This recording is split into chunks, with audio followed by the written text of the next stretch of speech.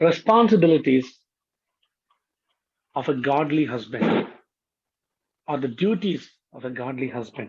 ఒక దైవికమైన వాక్యానుసారమైన భర్త యొక్క విధులు లేకపోతే బాధ్యతలు. భర్త అనేది ఒక పాత్ర. మనం రోల్స్ అండ్ రెస్పాన్సిబిలిటీస్ అంటాం కదా. సో ఇక్కడ రోల్ వచ్చేసి హస్బెండ్. రెస్పాన్సిబిలిటీస్ ఈరోజు ఒక 7 మీ ముందు ఉంచబోతున్నాను. ఆ 7 ముందుగా చెప్పి తర్వాత దాని వివరాల్లోకి వెళ్తాను. అందులో మొదటి రెస్పాన్సిబిలిటీ ఏంటంటే, husband must understand the importance of being a husband. ఒక భర్తగా ఉండటం అంటే దాని ప్రాముఖ్యత ఏంటో అన్న సంగతి ముందుగా భర్తలు అర్థం చేసుకోవాలి. ఆ తర్వాత రెండవది, husband must love his wife. ప్రతి భర్త తన భార్యను ప్రేమించాలి. ఆ తర్వాత మూడవది, husband must provide the needs of his wife. ప్రతి భర్త తన భార్య యొక్క అక్కర్లను తీర్చాలి, తనను పోషించాలి, తనకు కావలసినవి ఇవ్వాలి. నాలుగవది, husband must be the head of his wife. తన భార్యకు శిరస్సుగా ఉండాలని ప్రభు పిలిచాడు కాబట్టి శిరస్సుగా ఉండాలి. ఆ తర్వాత husband must honour his wife. ప్రతి భర్త తన భార్యను సన్మానించాలి, గౌరవించాలి, గౌరవప్రదంగా తనని చూసుకోవాలి. ఆరవది, husband must be the leader of his home. తన గృహానికి, తన కుటుంబానికి, తన భార్యకు భర్త ఒక నాయకుడుగా ఉండాలి. ఏడవది, husband must be the teacher of his wife.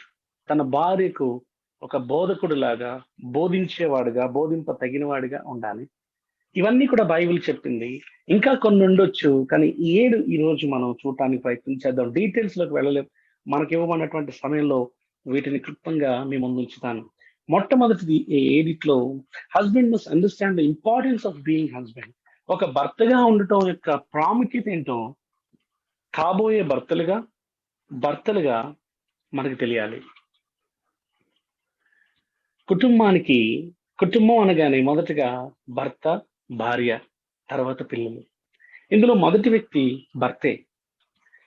కాబట్టి ఈ భర్తగా ఉండటం అనేది ఒక బృహత్తరమైన బాధ్యత. ఇది ఒక ప్రివిలేజ్ కూడా, ఇది ఒక ఆధిక్యత. At the same time it is responsibility, బాధ్యత కూడా. కాబట్టి భర్తగా ఉండటం అంటే కుటుంబాన్ని ముందుండి నడిపించటం, కుటుంబానికి జవాబుదారీగా ఉండటం, కుటుంబానికి నాయకత్వం వహించటం, కుటుంబాన్ని కట్టుకోవడం, కుటుంబాన్ని దైవ ప్రమాణాల్లో పెంచటం, ఇదంతా కూడా ఒక భర్తగా, తండ్రిగా దేవుడు మనకి ఇచ్చినటువంటి రెస్పాన్సిబిలిటీ.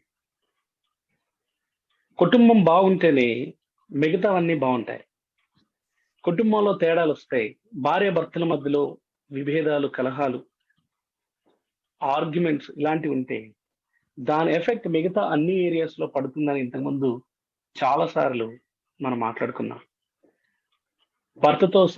భార్యతో సఖ్యత లేనటువంటి భర్త తన ఉద్యోగంలో రాణించలేడు, వ్యాపారంలో ఒడిదొడుగులు ఎదుర్కొంటాడు, తన బంధువు మిత్రుల మధ్యలో గౌరవాన్ని పోగొట్టుకుంటాడు, దేనిలో నిలకడ ఉండదు, సమాజంలో ఇరుగు పొరుగు మధ్యలో అబాసు పాలవుతాడు. అందుకు భర్తగా ఉండటం యొక్క ప్రాముఖ్యత మనం తెలుసుకోవాలి. తర్వాత మన భర్తగా ఎలా ఉంటున్నాం అన్నది మన పరిచర్యకు లింక్ అయి ఉన్నది. There is a connection between a godly home and a godly ministry. తిమోతికి రాస్తూ మొదటి పత్రికలో అపోస్తలుడైన పౌలు ఇలా రాస్తున్నాడు. 1 Timothy chapter 3, 1 తిమోతి 3వ అధ్యాయము. ఇక్కడ ఎవరైనా సంఘంలో ఒక పెద్దగా ఉండాలన్నా, ఒక పరిచారకుడిగా ఉండాలన్నా, అంటే మనం నాయకుల గురించి కూడా మాట్లాడుకుంటున్నాం కదా, నాయకులుగా ఉండాలన్నా కుటుంబం ఎంత ప్రాముఖ్యమో బైబిల్ ఏం చెప్తుందో చూడండి. 4వ వచనం. చాలా కండిషన్స్ లేకపోతే క్వాలిఫికేషన్స్ ఇక్కడ చెప్పబడ్డాయి 3వ అధ్యాయంలో. అయితే 4వ వచనం చూడండి. అతడు సంపూర్ణ మాన్యత కలిగి తన పిల్లలను స్వాధీనపరుచుకొనుచు తన ఇంటి వారిని బాగుగా ఏలువాడునై ఉండవలెను. ఎవడైనను తన ఇంటి వారిని ఏలనేరకపోయిన యెడల అతడు దేవుని సంఘమును ఎలాగు పాలించును? సంఘ పెద్ద, సేవకుడు, నాయకుడు గురించినటువంటి క్వాలిఫికేషన్, వాళ్ళ అర్హతలు, వాళ్ళు ఎలాంటి వారై ఉండాలి అని చెప్తున్నటువంటి సందర్భంలో అతను తన ఇంటి వారిని, తన కుటుంబాన్ని బాగుగా ఏలగలిగిన వాడై ఉండాలి. భర్త యొక్క బాధ్యత మీరు చూస్తున్నారా అక్కడ? ఆ తర్వాత పరిచారకుడు గురించి కూడా అక్కడ చెప్పబడుతుంది చూడండి. పరిచారకుల గురించి కూడా 3వ అధ్యాయం 12వ వచనం. పరిచారకులు ఏకపత్ని పురుషులను తమ పిల్లలను తమ ఇంటి వారిని బాగుగా ఏలువారునై ఉండవలెను. బోత్ ఎల్డర్స్ అండ్ డీకన్స్, వాళ్ళు ఆ పదవిని చేపట్టాలి అంటే వాళ్ళ కుటుంబాలు బాగా ఏలగలిగిన వారై ఉండాలి, మంచిగా నడిపించగలిగిన వారై ఉండాలి. సో మన కుటుంబ జీవితానికి పరిచర్యకు చాలా పెద్ద సంబంధం ఉంది. సో దాని కొరకు మరి భర్తగా ఉండటం అంటే దాని ప్రాముఖ్యత ఏంటో మనం తెలుసుకోవాలి. నిన్ను బట్టి నీ కుటుంబం ఆధారపడి ఉంటుంది. భర్తను బట్టి కుటుంబం గౌరవప్రదంగా ఉంటుందా, గౌరవహీనంగా ఉండబోతుందా అన్నది కూడా తేలే అవకాశాలు ఉంటాయి. కాబట్టి అది మొట్టమొదటిది. మనము మన బాధ్యత ఏంటంటే, ఒక భర్తగా అంటే నేనేంటో నాకు తెలియాలి. అది తెలుసుకునే బాధ్యత మీ మీద ఉంది. అది వాక్యము ఎలాంటి విలువలు నేర్పించింది, ఎలాంటి బాధ్యతలు నా మీద ఉంచింది, దానికి ఎలాంటి అర్హతలు కోరుతుంది అన్నది మీరు స్టడీ చేయాలి, నేర్చుకోవాలి. అది నెంబర్ 1. ఇవన్నీ తెలియకుండానే, ఆలోచించకుండానే పెళ్లిళ్ళ కోసం పరిగెత్తడం, ఆ తర్వాత బాధ్యతారహితంగా ఉండటం మనం చూస్తాం. ఈ రోజు చాలా మంది భర్తలు తమ కుటుంబాల పట్ల, తన భార్య పట్ల బాధ్యతారహితంగా ప్రవర్తిస్తున్నారు. భర్తగా తాను పోషించాల్సిన పాత్రను పోషించకుండా భార్య మీద ఆధారపడి బ్రతికే వాళ్ళు కూడా లేకపోలేదు. కుటుంబాన్ని ముందుండి నడిపించాల్సిన నాయకుడైంది తప్పుదోవలో నడిపించే భర్తలు కూడా క్రైస్తవ సమాజంలో లేకపోలేదు. సో మనం ఎవరం కూడా ఆ గుంపుకి చెందిన వారంగా ఉండకూడదు. ముందుగా మొట్టమొదటి రెస్పాన్సిబిలిటీ ఏంటంటే, ఒక భర్త అంటే ఏంటో మనం తెలుసుకోవాలి. ఫైన్. నెంబర్ 2 చాలా ప్రాముఖ్యమైనది, చాలా చాలా కీలకమైనది. రెండవది ఏంటంటే, husband should love his wife. భర్త తన భార్యను ప్రేమించాలి. ఇక్కడ ప్రేమించటం అంటే ఆషామాషిగా తీసుకునే పదం కాదు. అక్కడ వాడబడినటువంటి పదం అగాపో. అంటే దేవుడు మనిషి పట్ల ఎలాంటి అన్కండిషనల్ సెల్ఫ్లెస్ లవ్ చూపించాడో అలాంటి ప్రేమతో భార్యను ప్రేమించాలి. ఇది ఒక బృహత్తరమైన బాధ్యత. భర్తగా ఉండటం అంటే ఏదో అల్లాటప్ప విషయం కాదండి, చాలా గొప్ప బాధ్యత. ఐ థింక్ ఎలాంటి బాధ్యతలు ఇచ్చిందో బైబిల్ మీరు కనుక సరిగ్గా నేర్చుకోగలిగితే పెళ్లి కావాల్సిన వారు బహుశా ఇంకొంత టైం తీసుకుంటారేమో వివాహానికి. ఎందుకంటే నేర్చుకోవాల్సింది ఎంతో ఉంది, నన్ను నేను కట్టుకోవాల్సింది ఎంతో ఉంది అని. అందుకే ప్రీ మ్యారిటల్ కౌన్సిలింగ్ చాలా కీలకమైంది, ప్రాముఖ్యమైంది. సుమారు 20-22 ఏళ్ళు దాటిన ప్రతి కుర్రవాడు ఈ విషయాలు తెలుసుకోవాలి. తద్వారా తను మానసికంగా, ఆత్మీయంగా, శారీరంగా వివాహం కొరకే సిద్ధపడాలి. సో ప్రేమించాలి. ఒక మాట చదవండి, కొలస్సీలకు రాసిన పత్రిక 3వ అధ్యాయం 19వ వచనం. మన కంటక వాక్యంలో ఇది కూడా ఉంది కదా, కొలస్సీ 3:19. Colossians chapter 3:19. భర్తలారా మీ భార్యలను ప్రేమించుడి, వారిని నిష్ఠురపెట్టుడి. భర్తలారా మీ భార్యలను ప్రేమించుడి. ఇది ఒక సలహా కాదు, it is a crystal clear commandment to every husband. ప్రతి భర్తకు దేవుడిచ్చినటువంటి ఆజ్ఞ. నేను వివరాల్లోకి వెళ్ళక ముందు ఇలా ప్రేమించటాన్ని మనం సీరియస్ గా తీసుకోవాలి. అలా ప్రేమించకుండా వాళ్ళని నిష్ఠూర పెడుతూ ఇష్టానుసారంగా ప్రవర్తిస్తుంటే దేవునికి వ్యతిరేకంగా పాపం మూటగట్టుకుంటున్నాం. ఎందుకంటే ఆజ్ఞాతి క్రమమే పాపం అన్న సంగతి మన మనసులో ఉండాలి. సో ప్రేమించటం అంటే ఏంటి? దానికి మాదిరి ప్రభువే చూపించాడు. ఎఫెసీయులకు రాసిన పత్రిక 5వ అధ్యాయానికి రండి. ఇప్పుడు ఎఫెసియన్స్ చాప్టర్ 5 25 నుంచి ఎలా ప్రేమించాలి అన్నది 3 సంగతులు, 3 మెట్లుగా వాక్యం వివరించింది. మొట్టమొదటిది ప్రేమ ఎలా ఉండాలి అన్నది కొరింథీయులకు రాసిన మొదటి పత్రిక 13వ అధ్యాయంలో ప్రేమ అమర్యాదగా నడుచుకొనదు, సాత్వికం చూపిస్తుంది, దీర్ఘకాలం ఉంటుంది, అపకారాన్ని మనసులో ఉంచుకోదు, ఎదుటి వ్యక్తిని మేలు కోరుకుంటుంది, డంబంగా ప్రవర్తించదు. ఇవన్నీ దైవికమైన ప్రేమ యొక్క లక్షణాలు. అలాంటి లక్షణాలు కలిగి మన భార్యను ప్రేమించాలంట. సో మొదటిది ఎలా ప్రేమించాలి? ఓకే, 25వ వచనం. పురుషులారా, నేను చదువుతున్నాను వినండి. పురుషులారా, మీరును మీ భార్యలను ప్రేమించుడి. ఎలా ప్రేమించాలి అంటే మొట్టమొదటిది అటువలే క్రీస్తు కూడా సంఘాన్ని ప్రేమించాడు, ప్రేమించి కొంత చేశాడు. అలా మీరు ప్రేమించాలి. సంఘాన్ని ప్రేమించిన క్రీస్తు వలె భర్త తన భార్యను ప్రేమించాలి. ఎలా ప్రేమించాడో తెలుసండి? ఆ సంఘం క్రీస్తు ఎలా ప్రేమించాడంటే, ఆ సంఘంలో కళంకం ఉండకుండా ఉండాలి, ముడత ఉండకూడదు, అది పరిశుద్ధంగా ఉండాలి, నిర్దోషంగా ఉండాలి, మహిమగల సంఘంగా ఉండాలి, ఒకరోజు తన ఎదుట నిలవబెట్టుకోవాలి అన్నటువంటి ఆలోచనతో వాక్యముతో ఉదక స్నానము చేస్తా దాన్ని పవిత్రపరిచి పరిశుద్ధపరచుటకై దాని కొరకు తన్ను తాను అప్పగించుకున్నాడు. It is a sacrificial love. అప్పగించుకున్న ప్రేమ ఇది, త్యాగ సహితమైనటువంటి ప్రేమ ఇది, తన్ను తాను బలి చేసుకున్న ప్రేమ ఇది. అలా ప్రేమించాలంట భార్యని. కొంతమంది భర్తలు అనుకుంటారు, నా భార్య మంచిదైతే నేను ప్రేమిస్తానండి, నా భార్య లోబడేదైతే నేను ప్రేమిస్తానండి, కానీ నా భార్య గురించి మీకు తెలియదు అన్న మా ఆలోచన మీ మనసులో మెదలొచ్చు. ప్రియులారా, ప్రభువు కూడా లోపం ఉన్నటువంటి సంఘాన్ని లోపం లేనిదిగా, కళంకం లేనిదిగా, నిర్దోషంగా, పవిత్రంగా, మహిమ గలదానిగా చేయటానికి కొరకై ఎంతో వర్కౌట్ చేశాడు, సమర్పించుకున్నాడు, తన ప్రాణమే పెట్టాడు. ఇప్పుడు అడపాదడపా అక్కడక్కడ చిన్న చిన్న లోపాలు చూస్తున్నటువంటి మీ భార్యలో కనపడుతున్న లోపాలని దిద్దటానికి మీరేం చేశారు ఒక్కటి చెప్పండి. మీ భార్యను ఒక బెటర్ పర్సన్ గా, ఒక బెటర్ బిలీవర్ గా, ఒక మంచి క్రైస్తవురాలుగా మలచటానికి, తీర్చిదిద్దటానికి మీరు పడిన ప్రయాస ఏంటి? ఎప్పుడన్నా ఒక పూట ఉపవాసం ఉండి మీ భార్య గురించి ప్రార్థన చేశారా?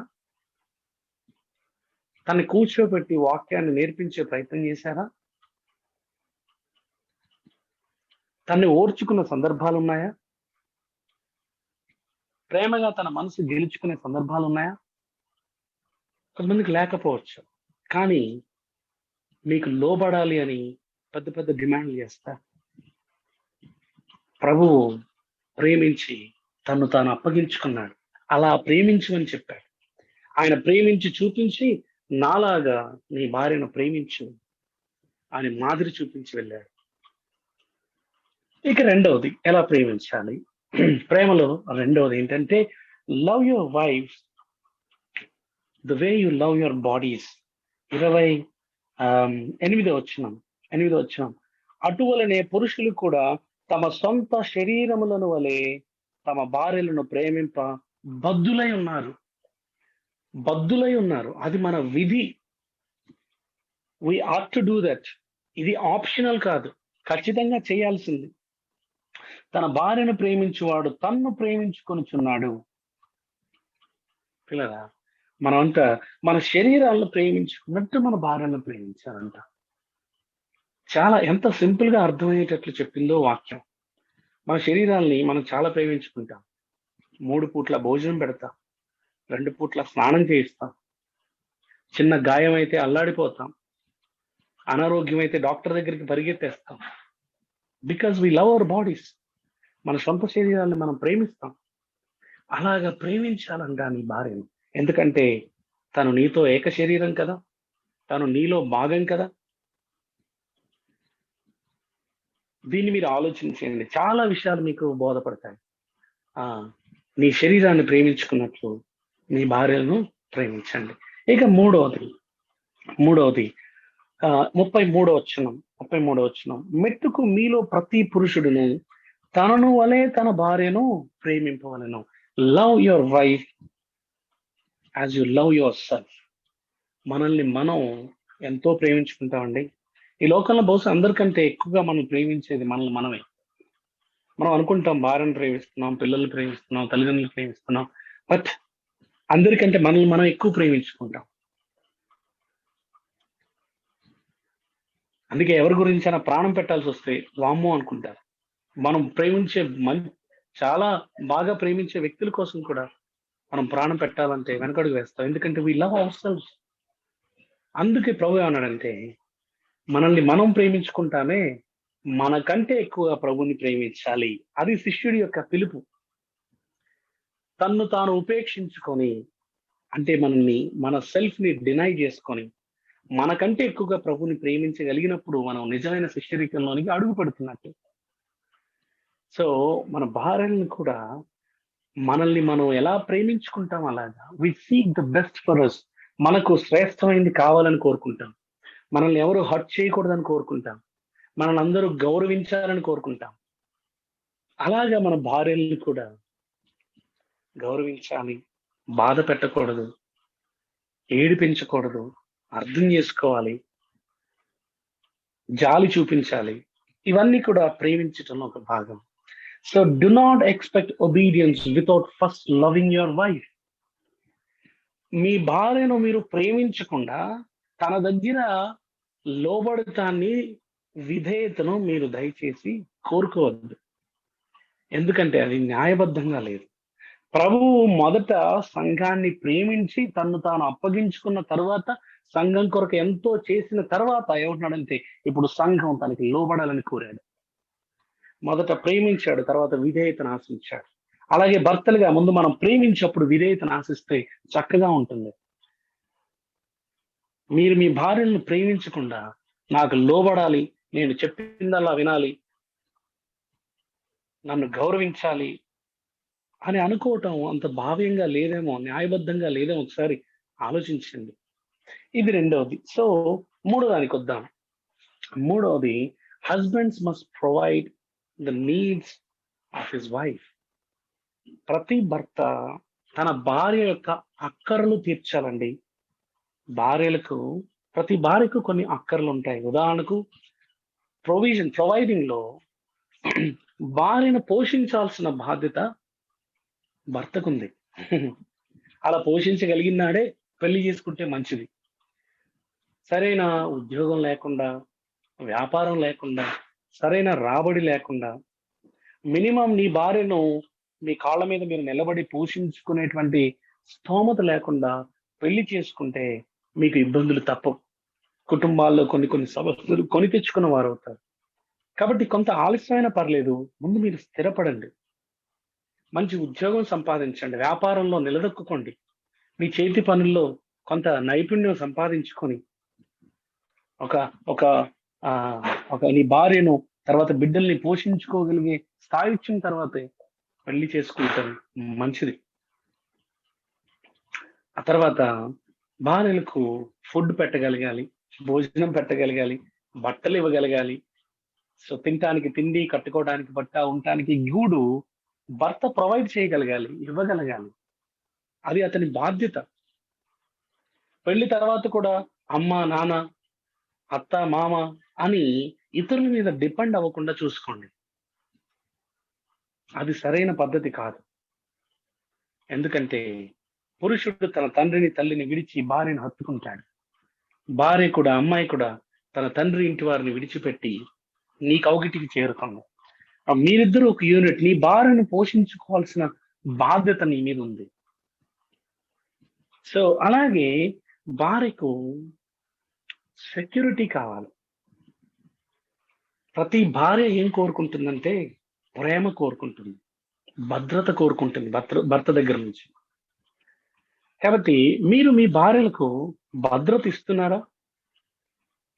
సెక్యూరిటీ, సేఫ్టీ ఇస్తున్నారా? ఇతరుల దగ్గర నుంచి వచ్చే మాటలు వారి వారి మీద పడకుండా మీరు అడ్డు నిలవగడగలుగుతున్నారా? ఎవరన్నా అనవసరమైన వేధింపులకు గురి చేస్తుంటే మీరు వాళ్ళని ఎదిరించి భార్యను ప్రొటెక్ట్ చేయగలుగుతున్నారా? మన కల్చర్ లో పెళ్ళైన తర్వాత చాలా మంది అత్తలు, ఆడపడుచులు ఆ ఇంటికి వచ్చిన అమ్మాయిని ఇండైరెక్ట్ గా సూటిపోటి మాటలు అంటారు. విశ్వాసుల్లో కూడా ఇది జరుగుతూ ఉంటుంది. ఆ మాటలు అమ్మాయిని ఎంతో గాయపరుస్తాయి. అలాంటి మాటలు పడకుండా మీరు అడ్డుకోగలుగుతున్నారా? చూసుకోగలుగుతున్నారా? అలాంటి భద్రత మీ భార్యలకు మీ దగ్గర దొరుకుతుందా? లేదా మీకు కూడా చెప్పుకోలేనంత అభద్రతా భావనలకు వాళ్ళు వెళ్ళిపోయారు. భర్తలుగా మన దగ్గర ఉన్న బాధ్యత ఏంటంటే వారికి భద్రత కల్పించడం, అది కూడా మనం ఇవ్వాలి. ఆ తర్వాత ఇంకొకటి చాలా ప్రాముఖ్యమైనది, ఎక్కడ వినబడంది సంగతి మీకు ఈరోజు కొంచెం నేను ఓపెన్ గా చెప్పాలనుకుంటున్నాను. భార్యలకు ఉండేటువంటి అక్కరలో ఒకటి, కొరింథీయులకు రాసిన మొదటి పత్రిక 7వ అధ్యాయం, 1 Corinthians chapter 7, 1 Corinthians chapter 7, 7వ అధ్యాయము. నేను మొదటి 4 వచనాలు చదువుతున్నాను, చూడండి. మీరు వాసిన వాటి విషయం, స్త్రీని ముట్టకుండుట పురుషునికి మేలు, అయినను జారత్వములు జరుగుచున్నందున ప్రతి వారికి సొంత భార్య ఉండవలెను. ఓకే, ప్రతి వానికి సొంత భార్య ఉండవలెను, ప్రతి స్త్రీకి సొంత భర్త ఉండవలెను. ఈ మాట చూడండి, 3వ వచనం కీలకమైంది. భర్తలుగా భార్యలకు మనం ఇవ్వాల్సింది, ప్రొవైడ్ చేయాల్సింది మరొకటి ఏంటంటే 3వ వచనం, భర్త భార్యకును అలాగే భార్య భర్తకును వారి వారి ధర్మములు నడుపవలెను. భర్తకే గాని భార్యకు తన దేహం పైన అధికారం లేదు, అలాగే భార్యకే గాని భర్తకు తన దేహం పైన అధికారము లేదు. భర్త భార్యకు, భార్య భర్తకు వారి వారి ధర్మములు నడపాలి. ఇప్పుడు భర్తలుగా భార్యలకు ధర్మం నడపటం అంటే దాని అర్థం ఏంటి? ప్రతి భర్త తన భార్య యొక్క లైంగిక శృంగార అవసరాలు తీర్చాలి. We should meet their sexual needs. English లో సెక్షువల్ నీడ్స్ అని ఉంటుంది. వారి శరీరపరమైనటువంటి ఆ కోరికను తీర్చాల్సిన అవసరత మనం భర్తలుగా మనందరి మీద ఉంది, మన మీద ఉంది. చాలా సార్లు ఇది నెగ్లెక్ట్ చేస్తారు. భార్యలు నిర్లక్ష్యం చేస్తారు భర్తలను, కొన్నిసార్లు వారి అవసరాన్ని తీర్చరు. కొన్నిసార్లు భర్తలు కూడా భార్య అవసరాన్ని తీర్చరు. వివాహంలో శృంగారం అనేది లైంగిక జీవితంలో ఒక కీలకమైనటువంటి విషయం. అది దేవుడే తయారు చేశాడు. హెబ్రీయులకు రాసిన పత్రిక 13వ అధ్యాయం 4వ వచనంలో వివాహము అన్ని విషయంలో ఘనమైనది గాను అని చెప్తూ వెంటనే పానుపు నిష్కలమైనదిగా ఉండాలి అని చెప్పాడు. వివాహము పానుపు, శృంగారం అనేది దేవుడు ఆ జంటకి ఇచ్చినటువంటి ఒక చక్కటి బహుమతి. కాబట్టి వారి వారి బాధ్యతలు వారు నెరవేర్చాలి. దాన్ని నిర్లక్ష్య పెట్టకూడదు. ఆ అవసరాన్ని కూడా మనం తీర్చాలి. కేవలం ఫుడ్ పెట్టి డబ్బులు ఇస్తే సరిపోదు, ఆ అవసరాన్ని కూడా తీర్చాలి. ఐ థింక్ మీకు అర్థమైంది అనుకుంటాను, ఇంతకంటే వివరంగా చెప్పలేను. సో ప్రతి భర్త తన భార్య యొక్క అక్కరులు తీర్చాలి. భర్తలు చాలాసార్లు ఎట్లా ఉంటుందంటే, ఆ రోజంతా ఇంట్లో పరిస్థితులు ఎలాగున్నా సాయంత్రానికి రాత్రికి భార్య దగ్గర సుఖాన్ని కోరుకుంటారు. కానీ అమ్మాయి మనస్తత్వం అలా ఉండదు. తనకి అప్పటికప్పుడు ఆ వాతావరణం తను సృష్టించుకోలేదు. తనకి ఉదయం నుంచి జరిగినటువంటి సంగతులన్నీ కూడా ఆ సమయానికి ఆ అమ్మాయి మనసులో ప్రభావం పడుతూ ఉంటుందన్నమాట. కాబట్టి రోజంతా గలిబిలిగా ఉండి సరిగా పట్టించుకోకుండా నిర్లక్ష్యం చేసి సూటిపోటి మాటలని రాత్రికి వచ్చేసరికి నా కోరిక తీర్చాలి అంటే అది సమంజసం కాదు. కానీ రోజంతా బాగా చూసుకున్నప్పుడు రాత్రికి చక్కటి సమయం మీరు గడపగలుగుతారు. మీరందరూ ఎదిగిన వాళ్ళు కాబట్టి నేను ఈ మాటలు చెప్తున్నాను. భర్తలుగా ఆ అవసరం తీర్చాల్సిన బాధ్యత కూడా భర్తల పైన ఉంది. ఓకే, ఇక 4వది, husband must be the head of his family or his wife. కుటుంబానికి పెద్ద భర్త, తలకాయ, శిరస్సు. ఒక 2 వచనాలు చదువుదాం. ఎఫెసీయులకు రాసిన పత్రిక 5వ అధ్యాయం 23వ వచనం. Ephesians chapter 5 verse 23. ఎఫెసీ 5:23. నేను చదువుతున్నాను చూడండి. ఎఫ్ఎస్సి 5:23. క్రీస్తు సంఘమునకు శిరస్సై ఉన్నలాగున పురుషుడు భార్యకు శిరస్సై ఉన్నాడు. పురుషుడు భార్యకు శిరస్సై ఉన్నాడు. Husband is the head of his wife. ఇంకొక మాట చదువుదాం, ఇదే భావాన్ని ఇచ్చేటువంటి మాట. కొరింథీయులకు రాసిన మొదటి పత్రిక 11వ అధ్యాయము. ఐ థింక్ ఈ వచనాలన్నీ మీరు రాసుకుంటున్నారు, మీ బైబిల్లో నోట్ చేసుకుంటున్నారని నేను నమ్ముతున్నాను. ఇవన్నీ మీకు తెలియాలి, ఈ వచనాలన్నీ మనకు తెలియాలి స్పష్టంగా. 1 కొరింథీ 11వ అధ్యాయం 3వ వచనం. ప్రతి పురుషునికి శిరస్సు క్రీస్తనియు, స్త్రీకి శిరస్సు పురుషుడనియు, క్రీస్తునకు శిరస్సు దేవుడనియు మీరు తెలుసుకోవాలని కోరుచున్నాను. 3 స్టేజెస్ ఉన్నాయి. స్త్రీ ఉంది, స్త్రీకి శిరస్సు పురుషుడు. ఇతనే మొత్తం పెత్తంగిరి కాదు, ఇతనే హోల్ అండ్ సోల్ హెడ్ కాదు. పురుషుడికి కూడా హెడ్ ఉన్నాడు, క్రీస్తు. ఇప్పుడు క్రీస్తుకు కూడా హెడ్ ఉన్నాడు, దేవుడు. ఇది ఆర్డర్. కాబట్టి ప్రతి భర్త, కాబోయే భర్త అవ్వచ్చు, ఇప్పటికే భర్త లేని వారు కావచ్చు, మీరు మీ భార్యకు శిరస్సు అయి ఉన్నారు. You are the head of your wife. Head అంటే ఆ హెడ్ ఆఫ్ ద డిపార్ట్మెంట్ లాగా ఆ రూల్స్ పాస్ చేయటం కాదు, ఏలటం మాత్రమే కాదు. మన శరీరానికి హెడ్ ఉంది. హెడ్ ఏం చేస్తుంది? హెడ్ అంటే ఓన్లీ తలకాయ కాదు, శిరస్సు అంటే సెంట్రల్ నర్వస్ సిస్టమ్. మన మెదడు ఉందే, మన శరీరంలో ప్రతి అవయవాన్ని నియంత్రిస్తూ ఉంటుంది. ఏది ఏ అవయవం ఏ పని చేయాలో మెదడు నిర్దేశిస్తూ ఉంటుంది, మన కేంద్ర నాడీ వ్యవస్థ. సారీ. అలాగే సంఘానికి కూడా యేసుక్రీస్తు ప్రభు ఆ కేంద్ర నాడీ వ్యవస్థ లాగా ప్రతి అవయవమైనటువంటి ప్రతి విశ్వాసి ఎవరు ఏ పని చేయాలో, ఎవరు ఎలా ప్రవర్తించాలో, ఏ అవయవం ఎవరికి సహాయపడాలో ఆయన నిర్దేశిస్తూ ఉంటాడు, నియంత్రిస్తూ ఉంటాడు. అందుకే ప్రతి విశ్వాసి క్రీస్తుకి కనెక్ట్ అయి ఉన్నప్పుడే సంఘం ఆరోగ్యంగా ఉంటుంది. అలాగే భర్త కూడా అలాంటి పొజిషన్ లో ఉన్నాడు కాబట్టి తన భార్య ఎలాగ నడుచుకోవాలో, ఎలా మెలగాలో తను నిర్దేశించటం మాత్రమే కాదు, ఆజ్ఞలు ఇవ్వటం మాత్రమే కాదు. Excuse me.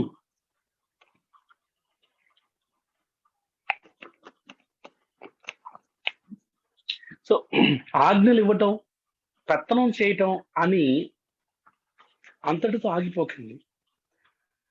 మన బ్రెయిన్ ఏం చేస్తుంది తెలుసా? మన శరీరంలోని ప్రతి అవయవం ఎలా ఉందో అని కన్సిడరేషన్తో ఉంటుంది, పట్టించుకుంటుంది. ఏ అవయవానికైనా చిన్న అనారోగ్యం వస్తే వెంటనే మిగతా అవయవాలన్నీ చెలించేటట్టు, ప్రతిస్పందించేటట్టు చేస్తుంది. ఆ గాయపడిన శరీరానికి సింపతి చూపిస్తుంది, శరీరం యొక్క అవసరాలని తీరుస్తుంది. ఉదాహరణకి శరీరానికి ఆహారం కావాలి, బ్రెయిన్ ఏం చేస్తుంది తెలుసా? మొదటిగా ఆకలి పుట్టిస్తుంది.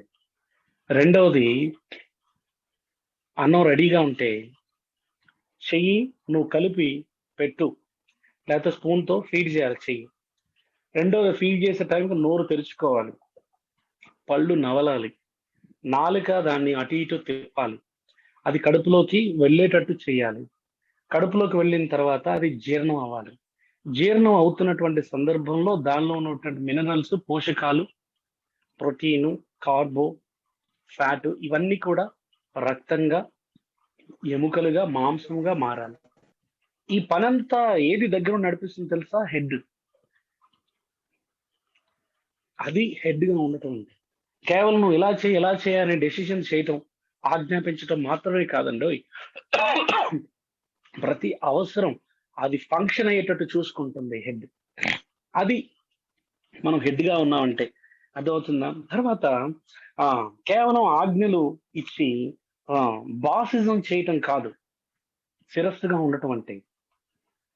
బాసిజం చేయటం కాదు. చాలా మంది భర్తలు తమ భార్యలను బాసిజం చేస్తారు, కఠినంగా వ్యవహరిస్తారు. సిట్ అంటే సిట్, స్టాండ్ అంటే స్టాండ్, ప్రేమగా మాట్లాడదు. ఒక భార్య ఇలా అంటుందంట తన భర్త దగ్గర, ఏమండి, రోడ్డు మీద ఎవరన్నా మిమ్మల్ని పలకరిస్తే వాళ్ళతో ప్రేమగా పలకరించి మాట్లాడతారే ఒక పరాయి వ్యక్తి దగ్గర, అలాగా పలకరించినా చాలండి నాకు అంటదంట భార్య. బయట వ్యక్తులతో బానే ఉంటారు, గౌరవప్రదంగా మాట్లాడతారు, కానీ ఇంట్లో భార్యను మాత్రం తుచ్చంగా మాట్లాడతారు, ఇష్టం వచ్చినట్టు మాట్లాడతారు. అది ఒక మంచి భర్త యొక్క లక్షణం కాదు. నిష్ఠూర పెడతారు, హార్ష్ గా బిహేవ్ చేస్తారు, ప్రతిదీ డిమాండ్ చేస్తారు. నాకు కావాలి, ఇస్తావా చస్తావా. ఆ మాట చదవండి, కొలస్సీలకు రాసిన పత్రిక, కొలసియన్స్ చాప్టర్ 3 verse 19. కంటతో వాక్యం నేర్చుకుని ఉంటారుగా మీరు. భర్తలారా మీ భార్యలను ప్రేమించుడి, వారిని నిష్ఠూర పెట్టకుడి. నిష్ఠూర పెట్టడం అంటే do not be harsh with them, కఠినంగా ఉండకండి, ఇష్టం వచ్చినట్టు ప్రవర్తించకండి, కొంచెం కన్సిడరేట్ గా ఉండండి, అర్థం చేసుకోండి. చాలా మంది భర్తలు తమ భార్యల దగ్గర నుంచి ఒకటే డిమాండ్, నువ్వు ఇది చేయాలి, ఇది చేయాలి, వంటలన్నీ బాగా చేయాలి. ఈరోజు చాలా మంది సంఘాల్లో పరిచర్యలో ఉన్నవారు కూడా భార్య కిచెన్ లో పని అంతా చేయాలి, ఇంట్లో పని, వంట పని చేయాలి, పిల్లల్ని చూసుకోవాలి. ఇతగాడు మాత్రం ఏం పని చేయడు. అయితే సంఘానికి వెళ్ళి వస్తాడు, బైబిల్ ముందేసుకొని కూర్చుంటాడు, కొద్దిమంది టీవీ ముందు కూర్చుంటారు, కొద్దిమంది ఫోన్లు వేసుకొని కూర్చుంటారు. ఇది క్రైస్తవ భర్త లక్షణం కాదు.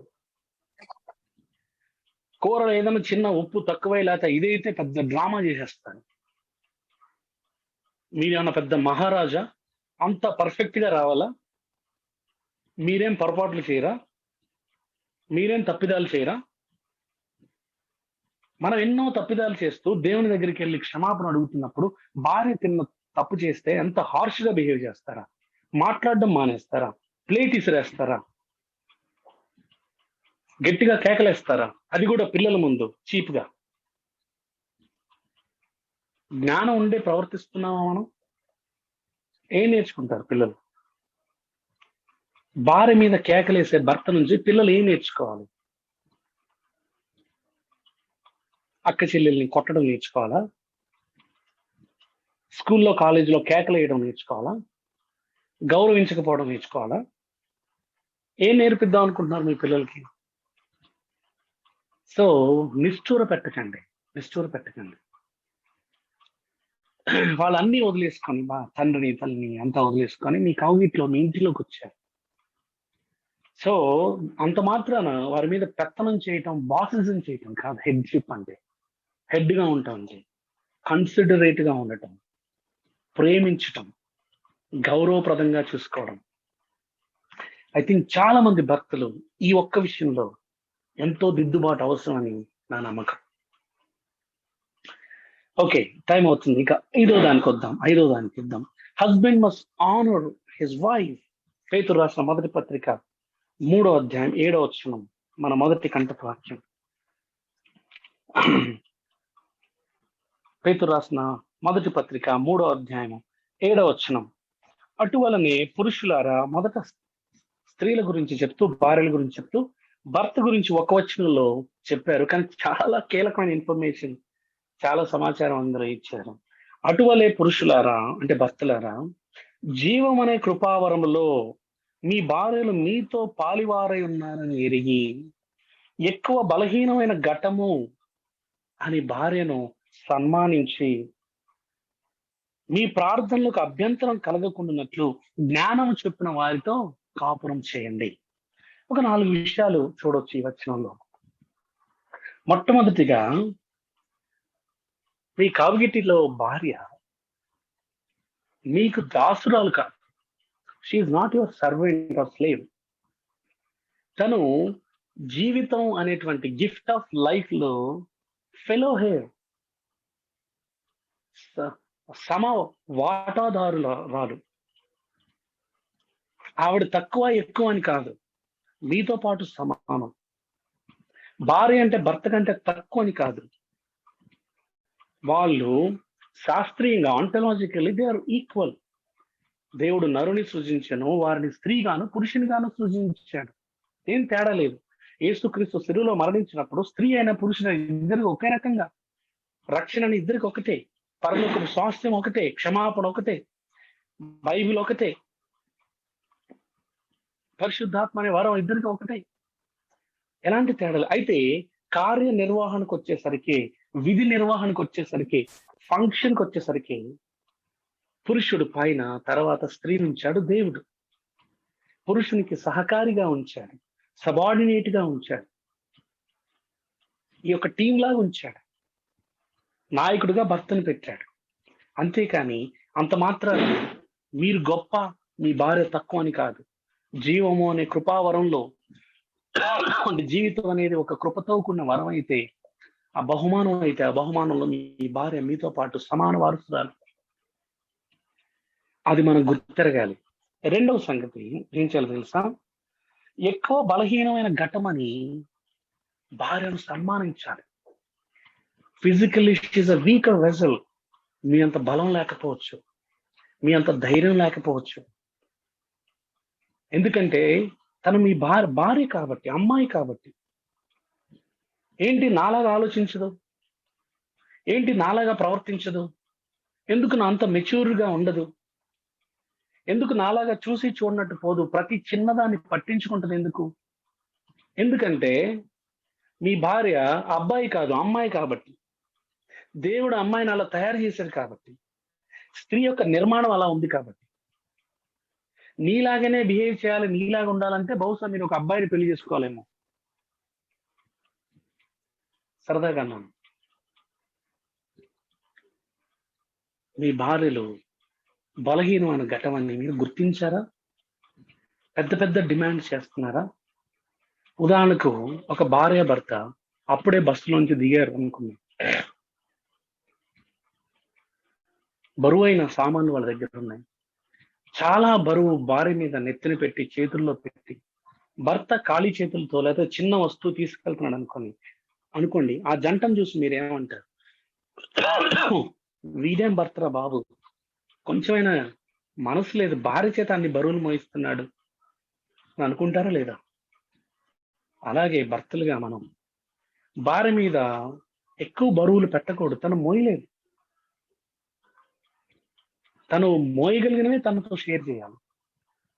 కొన్ని విషయాలు మీరు తీసుకున్నంతగా తను తీసుకోలేకపోవచ్చు ఎమోషనల్ గా. ఎంతవరకు చెప్పాలో అంతవరకు. అంతేగాని పెద్ద పెద్ద డిమాండ్స్ చేయకూడదు. ఆ తర్వాత భార్యను సన్మానించి, you should honour your wife. గౌరవప్రదంగా చూసుకోవాలని ఒక ట్రాన్స్లేషన్ అంటుంది. మీ భార్యలను మీరు గొప్పగా సన్మానంగా చూసుకుంటున్నారా? సన్మానించి గౌరవిస్తున్నారా? అందరి ముందు చీపుగా మాట్లాడుతున్నారా? కొద్దిమంది భర్తలు నలుగురు ఎవరైనా ఇంటికి వస్తే భార్య మీద అప్పుడు ప్రతాపం చూపిస్తారు, పెద్ద పెద్ద కేకలేయటం, అక్కడ హడావుడి చేస్తా ఉంటారు. దే థింక్ అదొక మగతనం అనుకుంటారు. కానే కాదు. అందరి ఎదుట ఇంకెక్కువ గౌరవించాలి, చక్కగా సంబోధించాలి. నీ భార్యని మీరు ఎంత గొప్పగా చూసుకుంటున్నారో నలుగురికి తెలియాలి, వాళ్ళు కూడా నేర్చుకుంటారు. చీప్గా మాట్లాడుతున్నారా? తోలు ఆడుతున్నారా? అయిపో నీకేం తెలియదు, నోరు మూసుకొని వెళ్ళిపో అన్నట్టు మాట్లాడుతున్నారా? కూరలో కరివేపాకులాగా తీసి పారేస్తున్నారా? ఏ విషయం తనకి చెప్పకుండా అన్ని దాచేస్తున్నారా? వాక్యం అంటుంది, ఆనర్ యువర్ వైఫ్.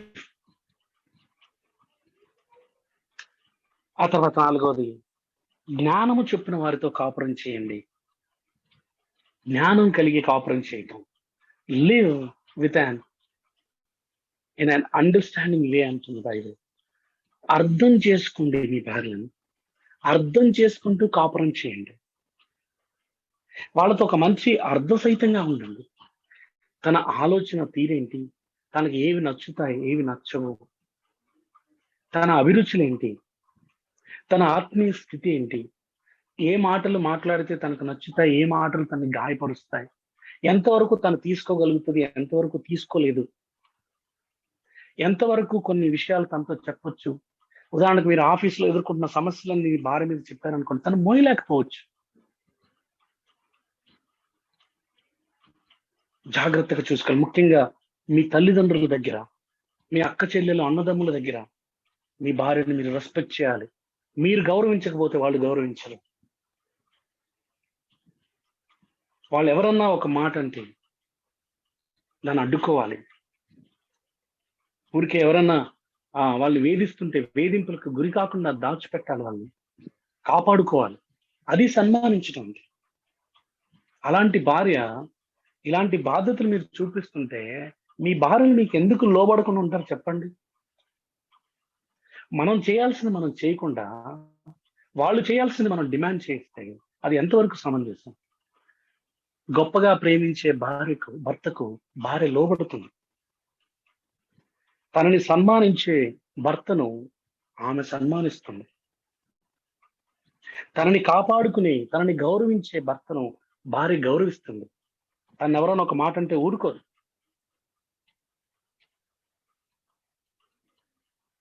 సో భర్తలుగా మనం భార్యని సన్మానించి అర్థం చేసుకుంటూ ఇద్దరు ఒకే రకంగా పెరగలేదు. ఇద్దరు అబ్బాయిలు కాదు, మీరు పురుషుడు, తను స్త్రీ. ఇద్దరి సైకాలజీ వేరు, ఇద్దరి బ్రాటప్ వేరు. మీరు పెంచబడిన కుటుంబం వేరు, తన కుటుంబం వేరు. తన అభిరుచులు వేరు, మీ అభిరుచులు వేరు. తన ఆత్మీయ స్థితి ఒకసారి బహుశా కొన్నిసార్లు ఆత్మీయ స్థితిలో కూడా భేదం ఉండొచ్చు. కాబట్టి వాటిని అర్థం చేసుకుంటూ తనతో కాపురం చేసినప్పుడు శాంతి, సమాధానం, నెమ్మది ఉంటుంది.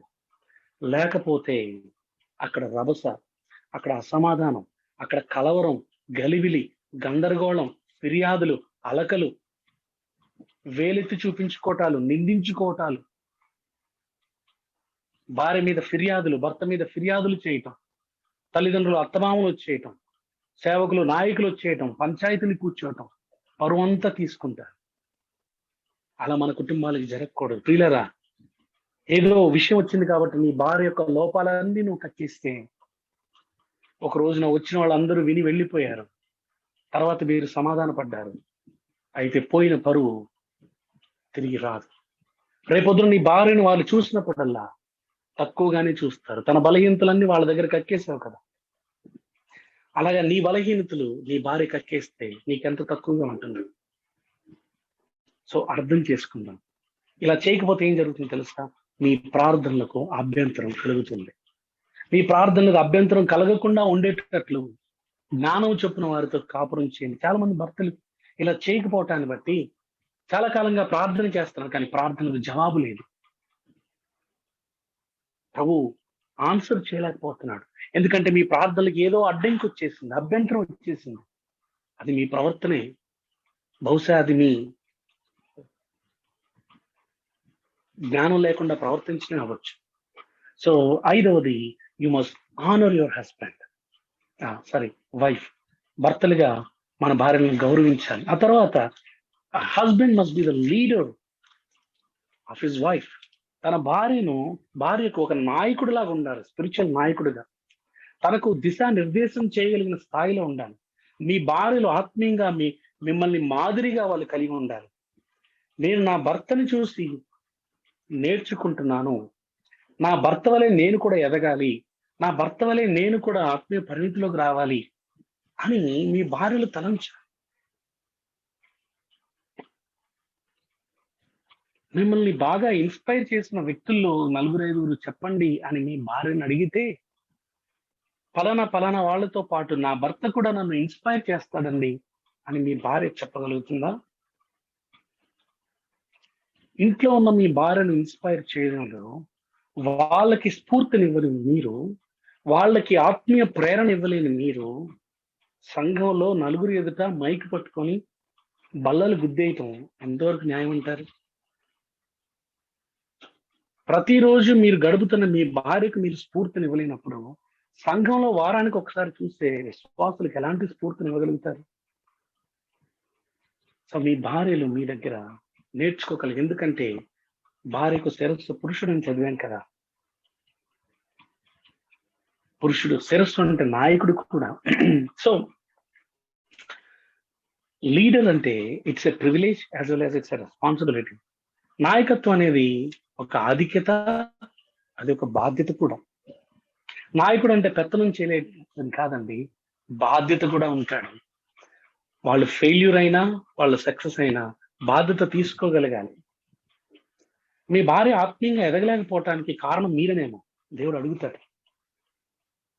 ఏం సమాధానం చెప్తాం? ఒక మాట చదవండి, ఒక మాట చదవండి. ఈ ఆదికాండం 3వ అధ్యాయం 11వ వచనం. ఆదికాండం 3:11. ఆదికాండం 3:11.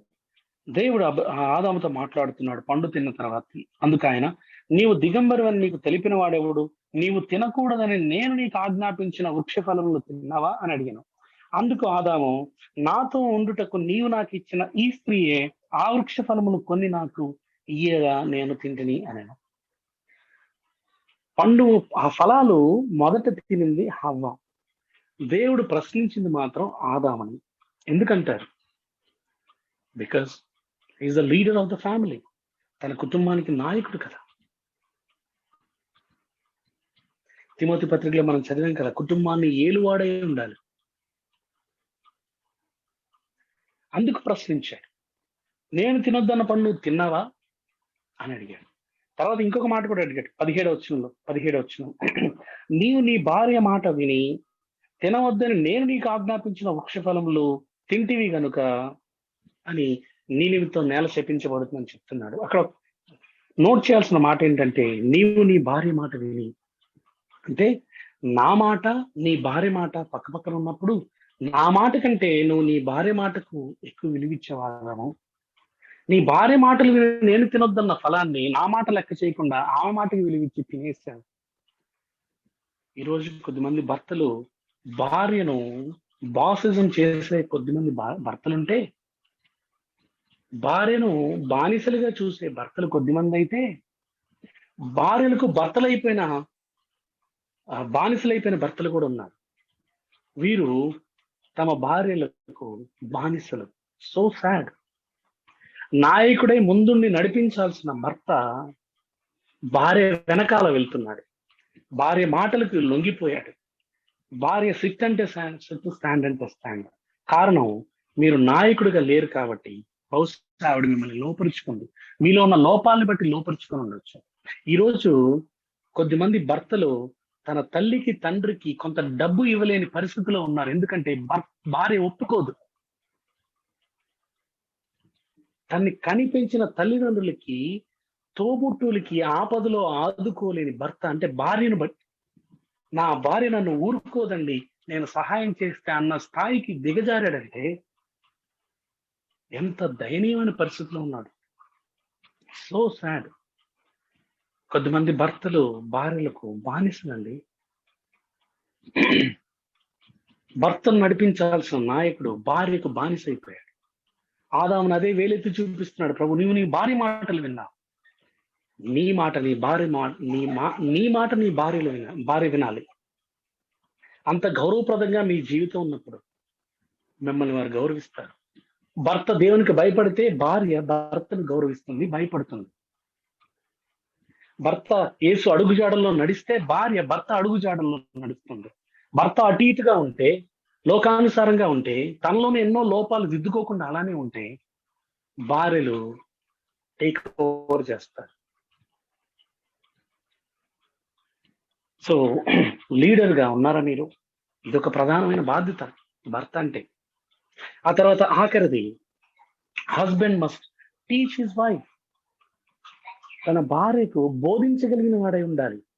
దేవుని మార్గాల్ని, మంచి చెడులను, వ్యవహార శైలిని, ఇతరులతో ఎలా మలుచుకోవాలో పద్ధతులను భార్యకు నేర్పించుకోగలగాలి. కొరింథీయులకు రాసిన పత్రిక, మొదటి పత్రిక 14వ అధ్యాయం, 1 Corinthians chapter 14. 1 కొరింథీ 14వ అధ్యాయము, 1 కొరింథీ 14వ అధ్యాయము 35వ వచనం. వారు అంటే స్త్రీలు ఏమైనా నేర్చుకున్న గోరినెడలా, అంటే కింద వచనంలో స్త్రీలు సంఘంలో మౌనముగా ఉండాలి అని చెప్తున్నటువంటి సందర్భంలో, వారు ఏమైనా నేర్చుకున్న గోరినెడలా ఇంత తమ తమ భర్తలను అడగవలెను. అంటే భర్తల దగ్గర అడిగి నేర్చుకోవాలి. అదొక బాధ్యత. మీరు చెప్పండి, మీ భార్యలకు మీరు నేర్పించే పరిస్థితిలో ఉన్నారా? మీ దగ్గర వారు నేర్చుకుంటున్నారా? దేవుని వాక్యాన్ని, దేవుని సత్యాన్ని, దేవుని మార్గాలను, దేవుని చిత్తాన్ని మీ భార్యలకు మీరు చెప్పగలుగుతున్నారా? ముందు మనకు తెలిస్తే కదా మనం నేర్పించగలిగేది. ఇన్ని బాధ్యతలు చూశాను. మొట్టమొదటిగా భర్తగా నీ ప్రాముఖ్యత ఏంటో నువ్వు తెలుసుకోవాలి. మొదటి బాధ్యత. రెండవది, మీ భార్యను మీరు ప్రభువు ప్రేమించినట్టు ప్రేమించాలి. ఆ తర్వాత మీ శరీరాన్ని ప్రేమించుకున్నట్టు ప్రేమించాలి. మిమ్మల్ని మీరు ప్రేమించుకున్నట్టు ప్రేమించాలి. అలాగే మూడోది, you must provide your wife. నీ భార్యకు మీరు పోషణ ఇవ్వగలగాలి. తనకి కావలసిన అక్కర్లు తీర్చాలి అని చూస్తాం. ఆ తర్వాత మీ భార్యకు మీరు శిరస్సుగా దేవుడు ఉంచాడు కాబట్టి శిరస్సు పని చేయాలి, ముందుండి నడిపించాలి, బాగోగులు చూసుకోవాలి, అవసరాలు తీర్చాలి. ఆ తర్వాత భార్యను సన్మానించాలి, గౌరవప్రదంగా చూసుకోవాలి, తోలనాడకూడదు, తృణీకరించకూడదు, తీసి పారవేయకూడదు, దాన్ని గౌరవించాలి. ఆ తర్వాత మీ భార్యకు మీరు నాయకులుగా ఉండాలి. మిమ్మల్ని చూసి వాళ్ళు నేర్చుకోదగిన వ్యక్తులుగా మీరు మీ జీవితాన్ని కట్టుకోవాలి. అలాగే మనం భర్తలుగా ఆ భార్యలకు బోధింప తగిన వారంగా ఉండాలి. ఈ బాధ్యతలు కనుక మనం నెరవేరిస్తే భార్యలు ఎందుకు లోబడరు? భార్యకి ఎందుకు అప్పగించుకోరు? భార్యలు ఎందుకు మనకు అప్పగించుకోరు? మనం చెప్పింది చెప్పినట్టు ఎందుకు నడుచుకోరు? మనల్ని ఎందుకు గౌరవించరు? మనం చేయాల్సింది మనం చేయట్లేదు కాబట్టి వాళ్ళు చేయాల్సింది వాళ్ళు చేయలేకపోతున్నారు. మనం చేయాల్సింది మనం చేస్తే, మన బాధ్యతలు మనం నెరవేరిస్తే వాళ్ళ బాధ్యతలు వాళ్ళు నెరవేరుస్తారు. సో మన రెస్పాన్సిబిలిటీస్ మనం నిర్వర్తించకుండా వాళ్ళ బాధ్యతలు, వాళ్ళ రెస్పాన్సిబిలిటీ నెరవేర్చమని డిమాండ్ చేయటం అంత సమంజసం కాదు. Without you loving her first, don't expect obedience from her. మీరు ప్రేమించకుండా విధేయతను ఆశించద్దు. దేవుడి మాటలు మన హృదయాల్లో ముద్రించిన గాక, ఎక్కడ దిద్దు కావాలో అక్కడ దిద్దుకునేటట్లు మనకు సహాయం చేయను గాక, సరైన సిద్ధపాటు వివాహాల కొరకై దేవుడు మనకు దయచేయను గాక. దేవుడు మిమ్మల్ని అందరినీ పేరు పేరున దీవించి ఆశీర్వదించిన గాక. God bless you. తల ఉంచండి.